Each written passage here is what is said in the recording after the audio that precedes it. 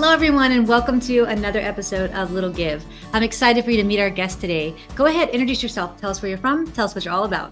Okay, my name is Yvonne Caputo. I live in southeastern Pennsylvania. I am deliciously semi-retired, but prior to that, I taught. And then I took a second master's degree in clinical psych. So I worked in employee assistance for 10 years and went on and retired as the vice president of human resources in a retirement community. I've been married for quite a long time, and my husband's the light of my life. That's my story. Oh, wow. Okay. All right. That sounds so interesting. Tell us a bit more about where you've been, where you're at now. Give us a little bit more detail about you and all you do. Hindsight, they say, is 20/20, and that's particularly true for me. I started out in education and spent 18 years as a teacher. Loved every minute of it, loved my students. And then I met and married this wonderful guy, moved to this part of Pennsylvania and couldn't find a teaching position. Luckily, however, having the degree, the master's in psychology, meant that I could do counseling. When I interviewed for a employee assistance program, the question from my soon-to-be boss was, did I like to do training? Well, absolutely. I love to do teaching. So I spent that time with them, and that training position ended up with me being offered a job as a human resource professional in a retirement community. I had always said somewhere in my head, I've worked with little kids, I've worked with adults. Now I'd really like to work with the elderly. So the last 17 years of my life, that's exactly what I did until I retired. And then in retirement, did something that was gobsmacked, not something I ever expected to do. And that's, I authored 2 books. Wow.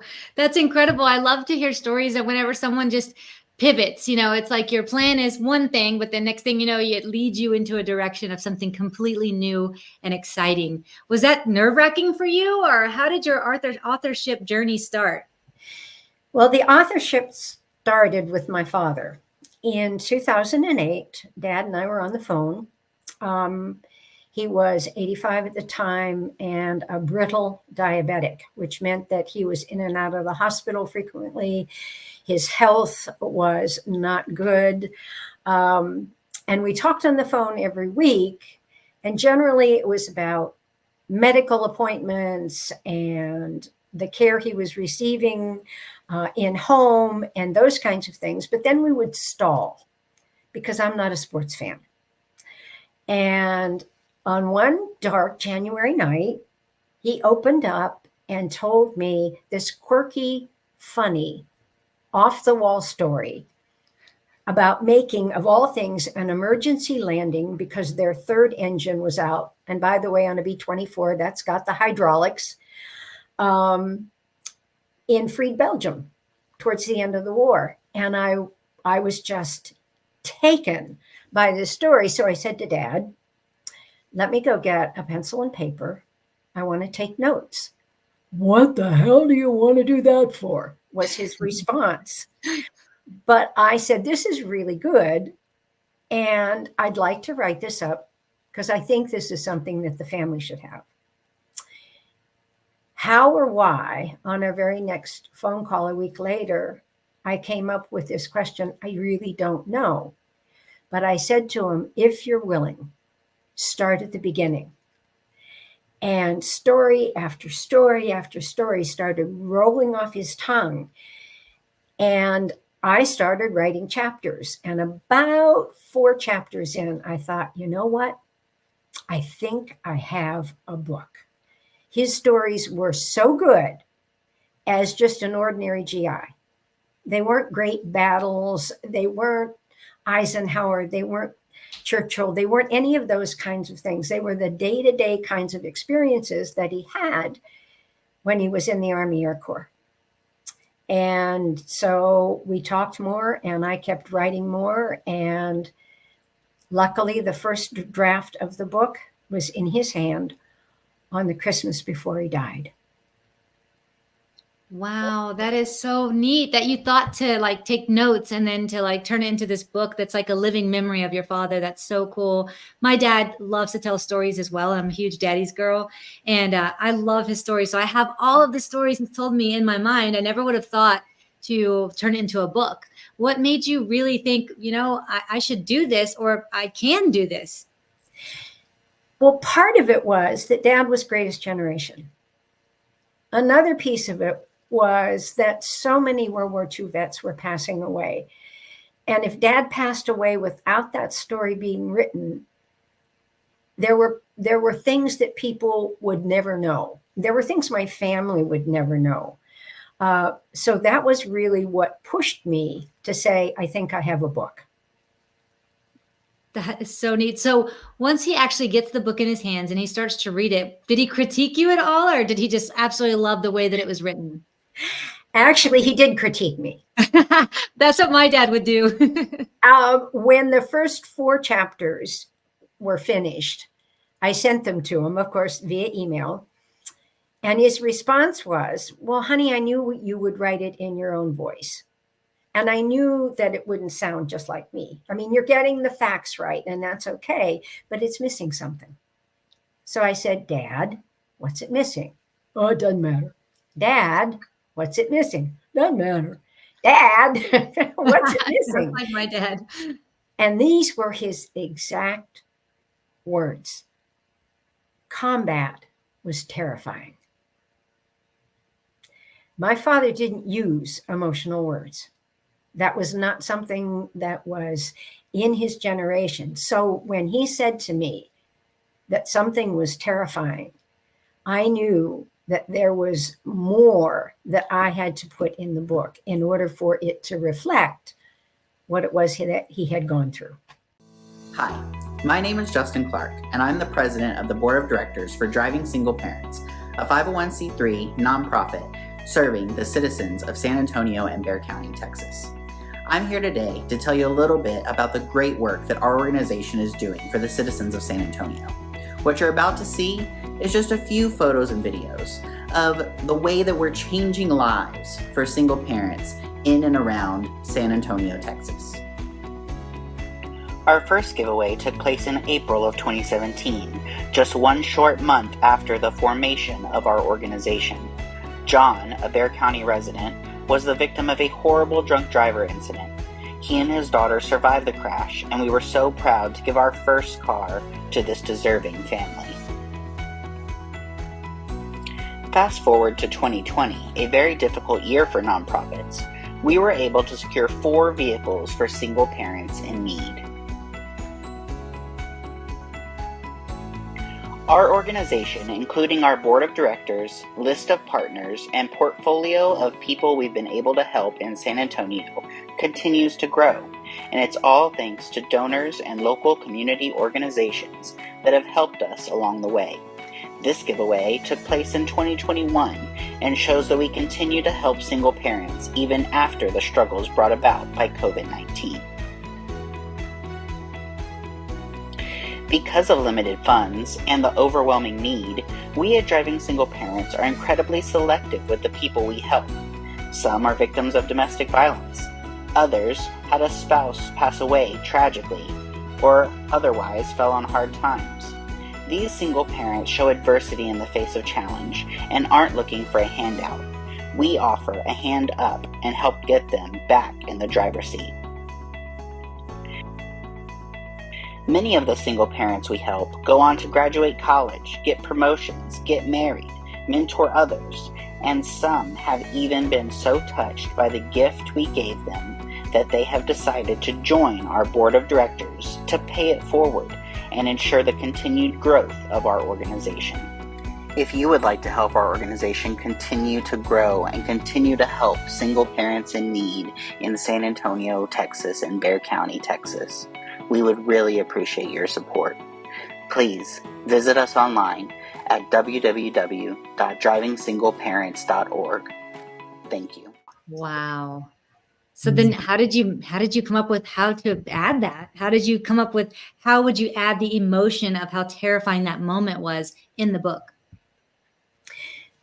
Well, the the book went through 3 drafts until I found a publisher. And my book is what's called hybrid publishing. I hired the publisher. She did the proofreading. She did the cover design. She got the ISBN numbers. When she received that 3rd draft, she threw it back at me. She had put it in a blender, threw it back at me, and basically said, let's do a total rewrite. And it was in that total rewrite that what I really wanted to express in the book came to life. So how did you not take that as an insult whenever she says, let's just rewrite the whole thing? I would have been like hurt. It was hard. Now, when she sent me back the structure of the rewrite, I really saw what she was looking for.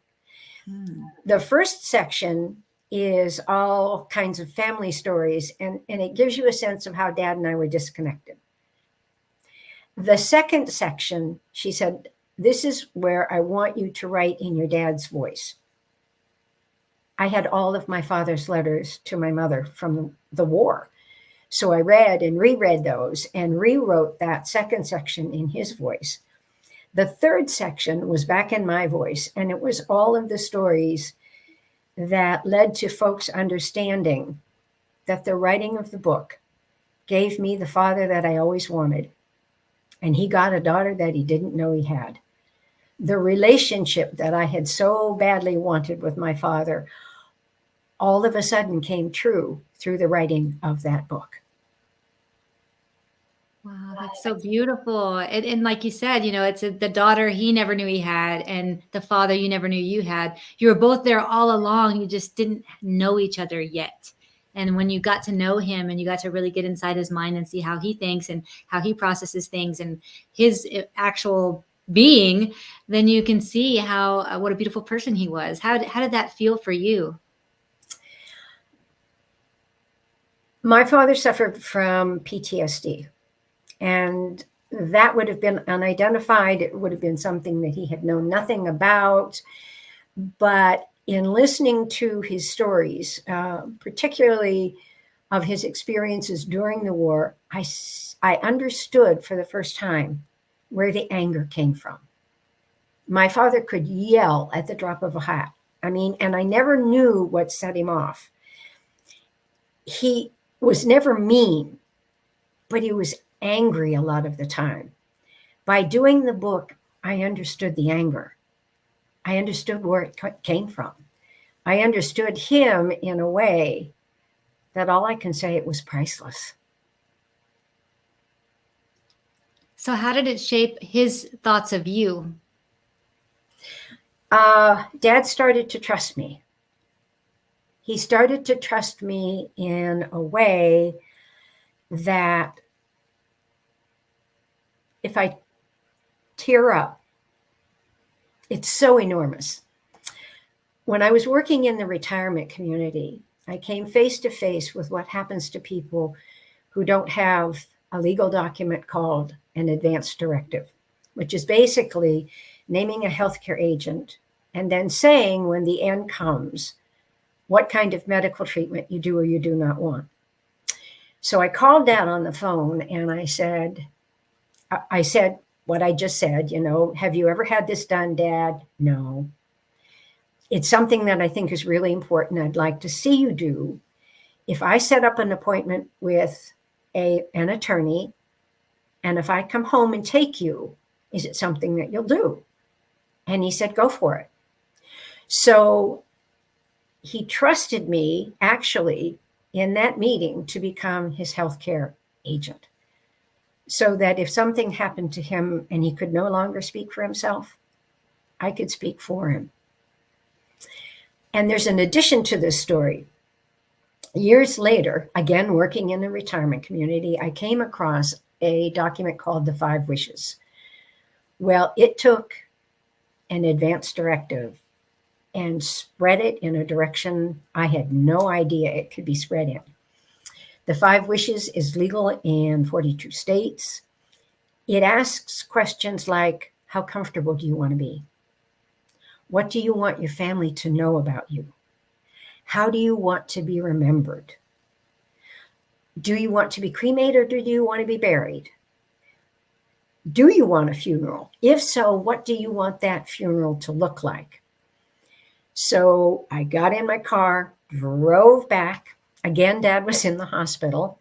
I wasn't quite sure how he was going to react to me wanting him to do another thing, but the air was just right. I just had this feeling when I walked in the room that he and I would be ready to do this together.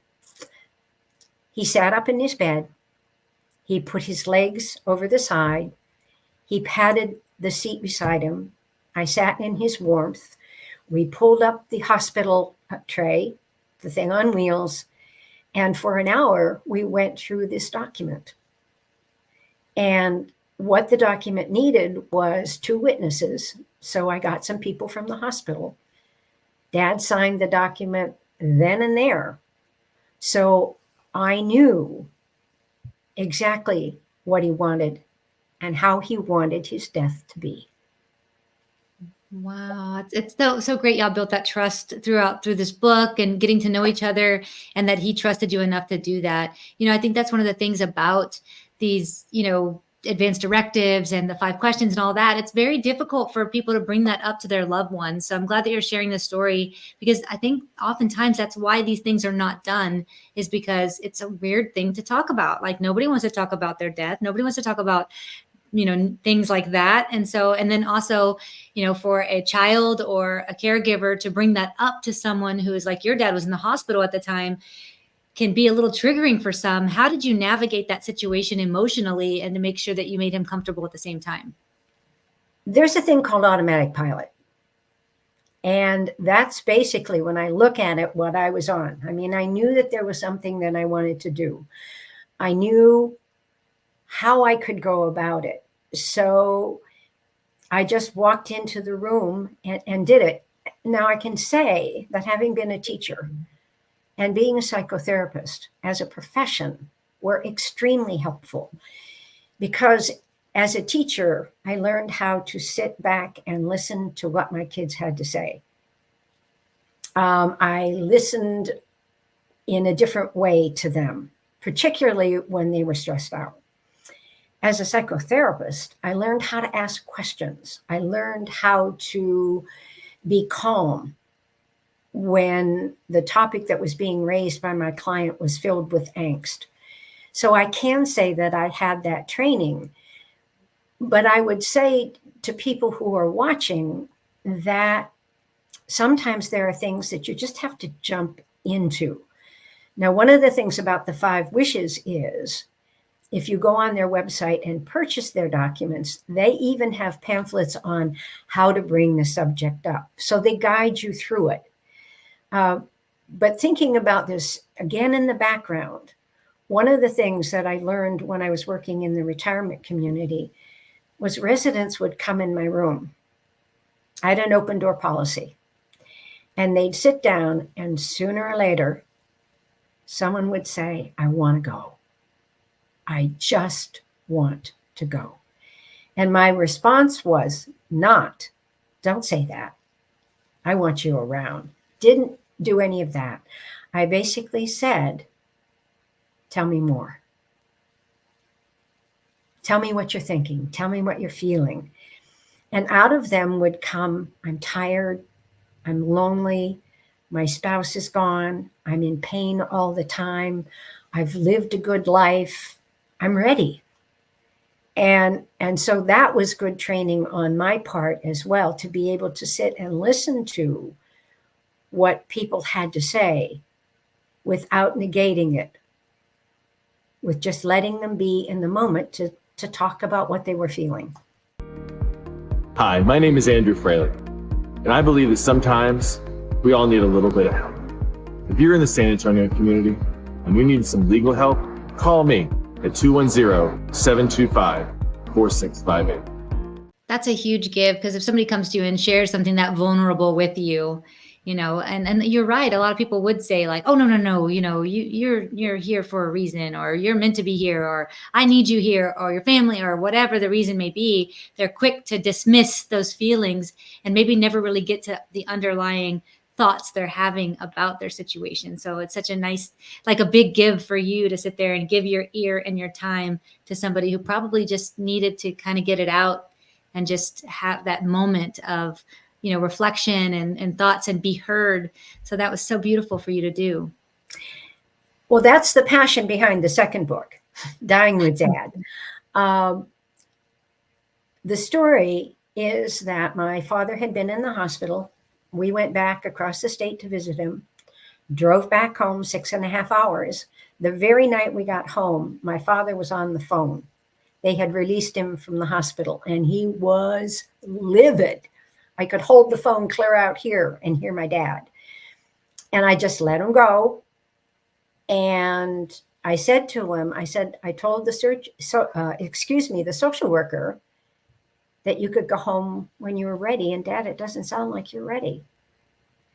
And then his voice softened and he said, Yvonne, can you come back? I'm scared. It was late at night. I said to him, okay, I'll be back tomorrow. I said, in the meantime, I'm going to find somebody to come and stay with you overnight so that you're not alone. And as soon as daylight happens, I'll be on the road again. I got back to my family home, my childhood home. And 2.5 hours later, after I walked in the door, he was gone. Something in my father was telling him in advance that this thing was going to happen, and he wanted me to be with him. Wow,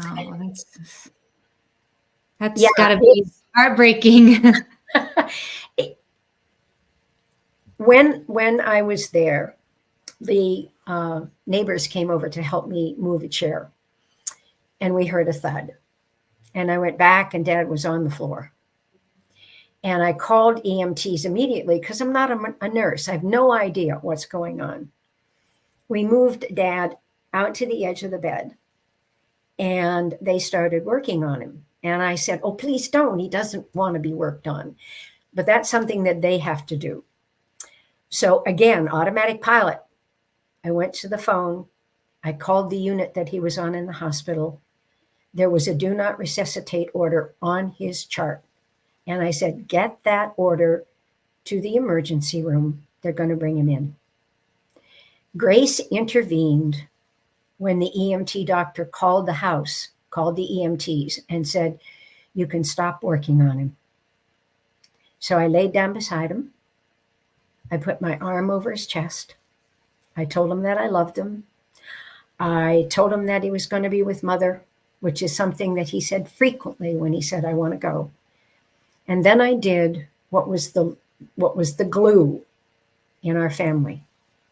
I said the Lord's Prayer in his ear, and he was gone.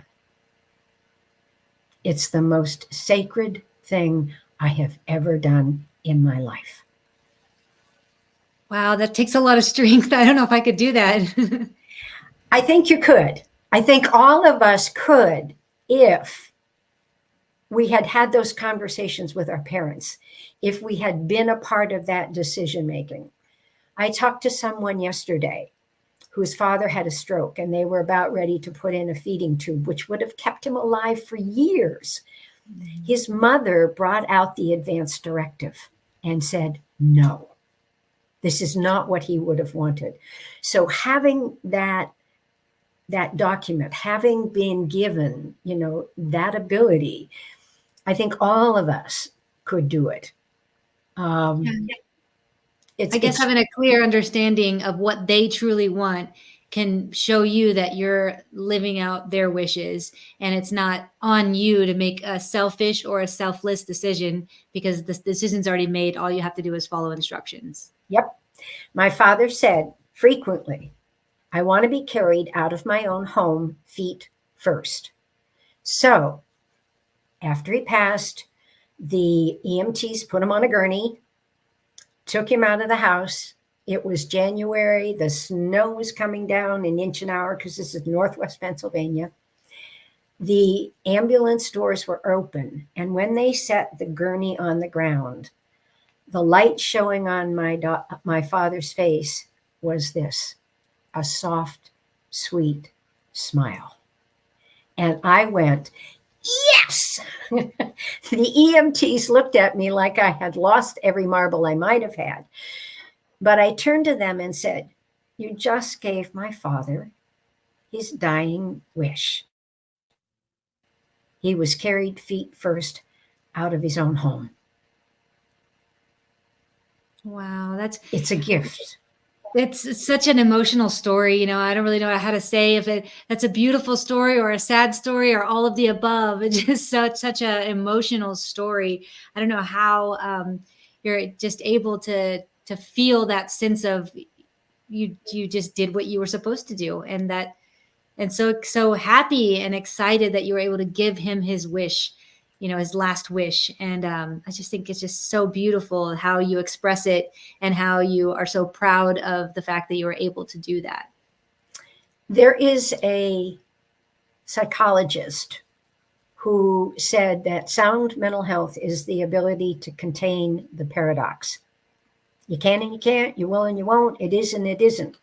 So on one side of my father's dying, there is profound sorrow. On the other side of my father's passing, there's what I call profound joy. Are there times when I become a puddle thinking of my dad, where the tears just stream? Of course. Do I want to have him back to make one more pot roast dinner for him? Absolutely. Are there millions of questions that writing the book I now want to ask? Of course.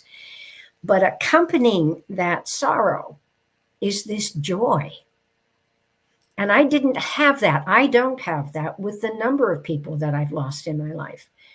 So the grief journey with Dad was so different than it was for my mother or my brother. My mother died alone in a hospital. My brother died in an automobile accident. We had no idea what they wanted because we hadn't talked about it. We hadn't put it out there. So having that ability to do it with Dad is a blessing. I can totally see that. I can see how that'd be a blessing. It just takes out all of the other things. You have an opportunity to grieve rather than be stressed out, worried that you're not doing the right thing by them. So I can see how that would remove a lot of the stress in that regard. So you can just mourn, the loss. So thank you so much for sharing such a deeply personal and emotional story. I'm so grateful for you and all that you've done. And I think that the information you're providing to the audience right now, as far as advanced directives and all the things that need to be done, and letting people know what your wishes are so it can be easier for them when the time happens. Because the truth is we're all going to pass. We're all going to pass. It's a matter of when, and it's better to have everything in order so that it's not another stress component on our loved ones. So I'm so grateful that you shared all of that. And so with these 2 books that you've written, tell us what your favorite part of being an author is. My favorite part is holding the books in my hand, and flipping through the pages and knowing that the words that are on the pages are mine. And especially because I did it in retirement. In retirement, there were a lot of things that I had planned to do.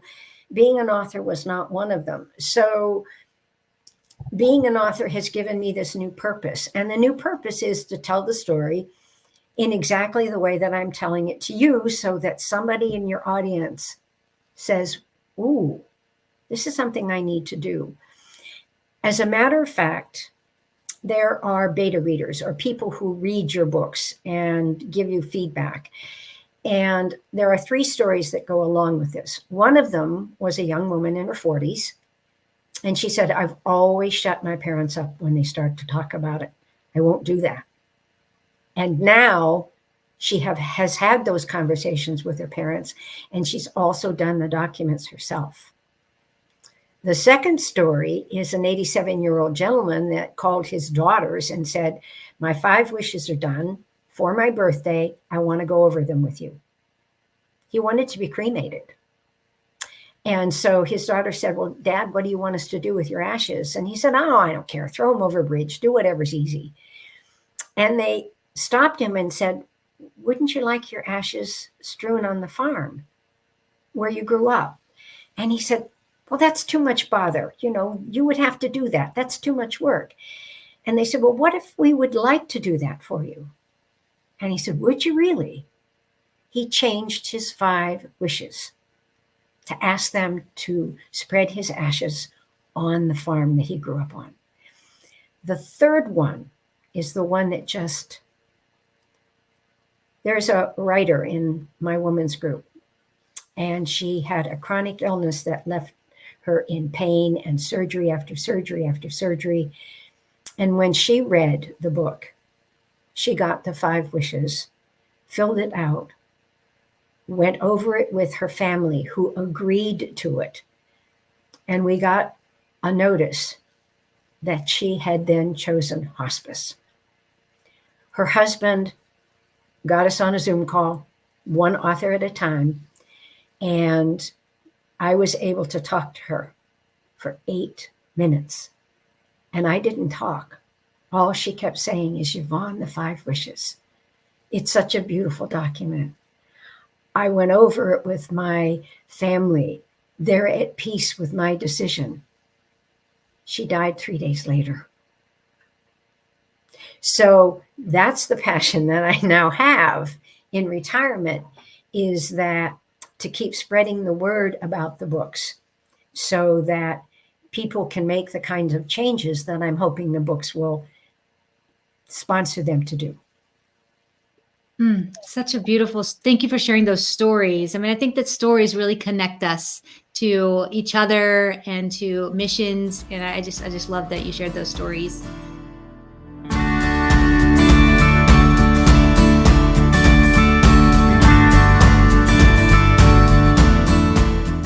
Can you give the audience an example of a little thing that they can do in their community that might just be, a little give on their end, but might make a big impact on the other side? I would say right now that the biggest thing that people could do is vote. Make sure that you're registered, make sure that your registration is up to date. And then when the day comes, however you do it, to vote. It's a little thing, but it makes an enormous impact. One of my dear friends watched her father go in and out of the voting booth all the time. Sometimes he took her with him. And when she asked him why he did it, he was a World War II veteran, and he said, I did this to give everyone the right to vote. And he told her, he said, don't you ever miss an opportunity to do it. So that's a little thing, a big thing. Great example, big impact, absolutely. So the second question is, can you give the audience an example of a time in your life where somebody did something little for you, that might have just been a little give on their end, but really made an impact on you and in your life? Yeah, Sister Mary Carmel, 9th grade, high school. I went to a Roman Catholic high school. In 9th grade, Sister came to me and she said, I want you to be on the debate team. Well, I was a good kid, so I said yes. So I did a whole year of debate where we would go out on Sundays and we would compete with other schools. I hated it. So I went to Sister at the end of the year and said, I don't like debate. I'd rather not do it. And she said, I don't care what you do, but I want you to stay in forensics. And forensics for us was some kind of a speaking competition. I chose drama. And so I memorized this soliloquy and I went out and competed with it. And that little thing is what helped to make a very shy girl be not so shy. Aw, that's a great example. Again, you never know what's going to impact the other person. So I think those little moments of showing someone like she did, she believed in you and you took that and look what it helped you throughout your life. So thank you for sharing that story as well. What about nonprofits? Do you have any nonprofits that you're excited about? The one I've given you is the 467th Bomb Group Association. Excuse me. My father was in the 467th Bomb Group. Most of the members of that group have now passed away. There are a bunch of us who have an association where our mission is to keep their story alive. And we have a very small operating budget, but donating to that group would be a way for me to say support a nonprofit. I love it. I love it that you're keeping your father's memory alive through doing things like this, through this organization, and fostering other people's ability to keep their loved ones' memory alive. So it's such a beautiful nonprofit. Why don't you tell the audience where they can find you and get to know more about you and all you do? If they want to know more about your books, give them all the details. Okay, so you can find me at Ingenium Books. The way it's up on the screen now, Ingenium Books is my publisher, and so they maintain me on their website. If somebody wants to get a hold of me personally, it's a pretty simple email, Yvonne, author 4@gmail.com. So lowercase, my first name, author, the number 4 @gmail.com. So those are ways that people can get a hold of me. The books can be purchased any online retailer. If you're one of those folks that loves your independent bookstore, then you can go to the bookstore and ask that the book be ordered for you. Beautiful. Thank you so much for sharing all of your details with us today, all the amazing things you're doing, and sharing the stories about your dad and how he impacted you in your life and our country. So I'm just so grateful that you came on today and shared all this with us. Everybody out there who's watching, if you want to know more about her books, follow her, find out more about her on her website or on the site that she recommended for her publisher. You can also go get her books, like she told you, all the details. If you want to know more about that nonprofit, go visit the website. Learn more. If it's something you're passionate about, go make a donation. $1 or $5 multiplied by the many, many people we have watching this episode today can make a huge difference to a nonprofit. Thank you all so much for watching. And Yvonne, thank you for being on and sharing everything with us today. We look forward to seeing you all next week. Thank you so much for watching this episode of Little Give. If you would like to learn more about how I highlight ordinary people doing extraordinary things to help others, or maybe you'd like to be a guest, or maybe you know a nonprofit that you would like to see featured on a future episode of Little Give, you can find all the information on our website at littlegive.com. If you'd like to get involved with our kindness clip segment, please do send in those videos. Send them via email to cindy@littlegive.com, or you can tag us on any social media under Cindy Witteman or #LittleGive. If you'd like to know more about our podcast, you can also find us on all major streaming platforms under Little Give Podcast. Please do find our Facebook group under Little Give TV show and join it. We'd love to keep you up to date with future episodes. Thank you all so much for watching, and I can't wait to highlight the next ordinary person doing extraordinary things to help others. See you next time.